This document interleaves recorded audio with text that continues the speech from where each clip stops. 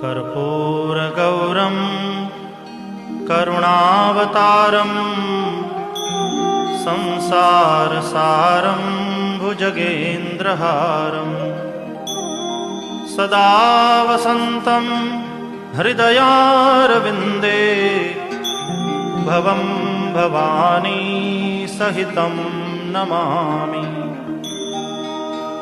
मङ्गलं भगवान् शम्भुः मङ्गलं वृषभध्वजः मङ्गलं पार्वतीनाथो मङ्गलायतनोहरः।